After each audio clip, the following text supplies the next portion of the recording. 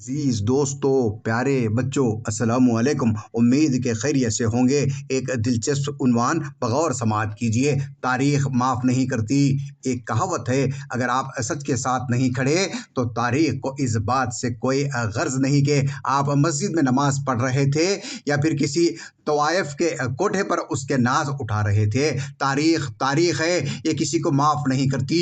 کہتے ہیں تاریخ کے سینے میں دل بھی نہیں ہوتا۔ اب کوئی مانے نہ مانے، بہانے تلاش کرے، لاکھ عذر تراشے، الفاظ کے گورکھ دھندے میں الجھا کر رکھ دے، یا جھوٹ کو سچ اور سچ کو جھوٹ بنانے کا ہنر جانتا ہو، یا پھر واقعات کے سیاق و سباق بدلنے پر قادر ہو، اس سے فرق نہیں پڑتا، کیونکہ سچ ایک بہت بڑی قوت ہے۔ سچائی کو وقتی طور پر دبایا جا سکتا ہے۔ یہ الگ بات ہے کہ دنیا دار کاغذ کے پھولوں سے خوشبو تلاش کرتے پھرتے ہیں۔ سقراط نے اپنے ہاتھوں زہر کا پیالہ پی لیا۔ عیسیٰ علیہ السلام کو ملعون کیا گیا۔ نبی کریم صلی اللہ علیہ وسلم کے دندان مبارک شہید کر دیے گئے۔ کہتے ہیں سرمد نے اپنا پوش اتار دیا تھا۔ منصور بھی معتوب ٹھہرا۔ در حقیقت دنیا میں ہمیشہ سچ کے ساتھ ایسا ہی سلوک روا رکھا گیا ہے۔ لوگ سنتے، سمجھتے اور دیکھتے ہیں، اس کے باوجود بیشتر سچائی کا ساتھ دینا پسند کرتے۔ امام حسین رضی اللہ تعالیٰ عنہ کو خود لوگوں نے مکتوب بھیجے، ساتھ دینے کا عہد کیا، لیکن عملاً بے وفائی کے مرتکب ہوئے۔ آج بھی کوفیوں کے اس کردار کو پسند نہیں کیا جاتا، جبکہ نیزے پر قرآن کی تلاوت کرنے والا سر بلند ہے۔ در حقیقت وقت کے ساتھ ساتھ سچ کی عظمت میں اضافہ ہوتا چلا جا رہا ہے، لیکن اکثر لوگوں کی سمجھ میں نہیں آتا کہ آج دنیا کا ماحول ہی ایسا ہو گیا ہے۔ سچ پر جھوٹ اس قدر غالب ہے کہ حقائق خراب ہوتے چلے جا رہے ہیں۔ ہم دنیا داروں میں سچ سننے، بولنے اور برداشت کرنے کا حوصلہ نہیں۔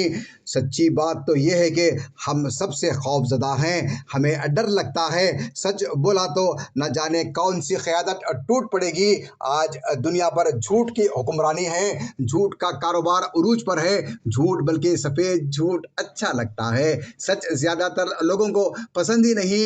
ازل سے جھوٹ سچ کے خلاف برسر پیکر ہے۔ خیر اور شر کی جنگ جاری ہے۔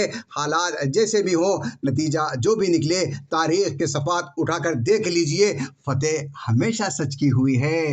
اللہ تعالیٰ کا تو حکم ہے کہ سچ کو جھوٹ کے پردے میں مت چھپاؤ۔ خان صاحب، ہر جگہ جھوٹ کی حکمرانی ہے۔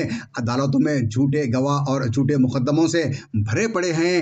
اگر آپ سچ کے ساتھ نہیں کھڑے تو تاریخ کو اس بات سے کوئی غرض نہیں کہ آپ مسجد میں نماز پڑھ رہے تھے یا پھر کسی طوائف کے کوٹھے پر اس کے ناز اٹھا رہے تھے۔ تاریخ ہے، یہ کسی کو معاف نہیں کرتی۔ کہتے ہیں تاریخ کے سینے میں بھی دل نہیں ہوتا۔ حق کا ساتھ جب نمرود کی آگ گرم ہو گئی اور ابراہیم کو اس پہ ڈالا جا رہا تھا تو ایک چڑیا چونچ میں پانی کا ایک قطرہ لے کر آگ بجھانے جا رہی تھی تو باقی پرندوں نے کہا وہ بہت بڑی آگ ہے، تمہارے ایک قطرے سے نہیں بجھنے والی۔ اس چڑیا نے ایک عظیم جملہ کہا، پتہ مجھے بھی ہے کہ اس قطرے سے آگ نہیں بجھ سکتی۔ بس اللہ کو گواہ بنانے جا رہی ہوں کہ میں نمرودیوں کے ساتھ نہیں، ابراہیم کے ساتھ ہوں۔ بے شک حق کو سمجھنے والوں کے لیے اس میں بہترین پیغام ہے۔ یار زندہ صحبت باقی۔